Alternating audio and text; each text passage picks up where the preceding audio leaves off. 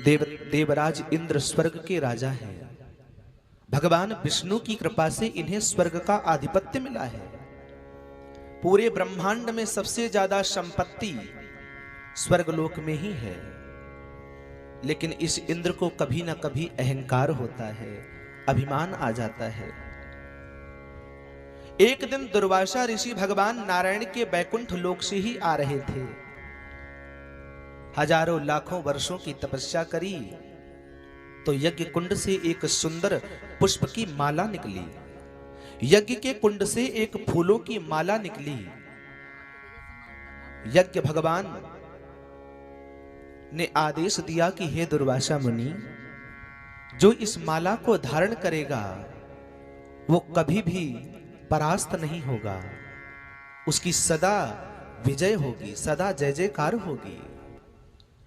दुर्वासा ऋषि उस माला को लेकर के जा रहे थे तो मार्ग में अनेकों लोग मिले। अग्नि देव मिले, वायु देव मिले, पवन देव मिले, हर देव मिले। परंतु दुर्वासा ऋषि ने विचार किया कि कोई ऐसा मुझे नहीं मिला जिसके गले में ये माला मैं डाल सकूं। ये माला जिसके धारण कराऊंगा तो उसका वो संसार का पालन कर देगा, संसार की रक्षा करने का दायित्व लेगा। आज क्या देखा है कि सामने से ऐरावत के ऊपर बैठे हुए देवराज इंद्र आ रहे हैं। विचार किया कि ये तो स्वर्ग के राजा हैं, ये माला इन्हीं को दे दूं। इस माला को ये धारण करेंगे तो पूरे देवताओं की रक्षा होगी, पूरे संसार की रक्षा होगी। देवराज इंद्र इतने अहंकार में थे कि उन्होंने दुर्वासा ऋषि को प्रणाम तक नहीं किया। और प्रणाम की तो बात छोड़ो महाराज, अपने ऐरावत हाथी के ऊपर से भी नहीं उतरे, वहीं पर बैठे रहे। दुर्वासा ऋषि ने विचार किया कि हो सकता है कहीं जल्दी जा रहे हो, नहीं याद रहा।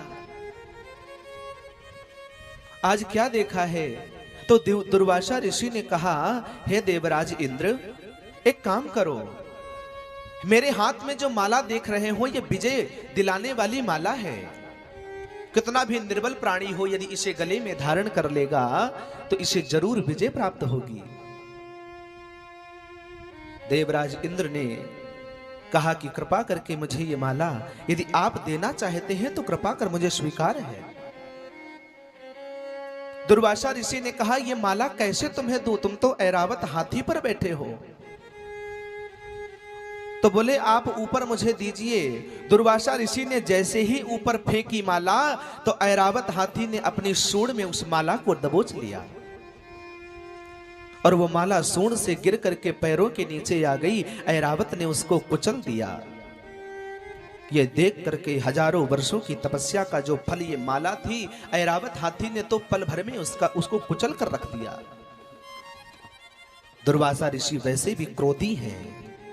क्रोध प्रकट हुआ, मूर्ख देवराज इंद्र, इस माला को पाने के लिए हजारों देवताओं ने मुझसे प्रार्थना की, मैंने किसी को यह माला नहीं दी। मुझे विचार था, मैं सोच रहा था कि यदि मैं इस माला को जिसको दूंगा वो संसार का पालन करने वाला, संसार की रक्षा करने वाला होगा। परंतु तूने तो इतने अहंकार में आकर के अपने ऐरावत से उतरकर इस माला को ना धारण किया, और ये अहंकारी तेरा ऐरावत, इसने हमारी हजारों की तपस्या का जो फल मिला उसे पल भर में कुचल दिया। देवराज इंद्र थर थर कांपने लगे, लेकिन दुर्वासा ऋषि शांत नहीं हुए।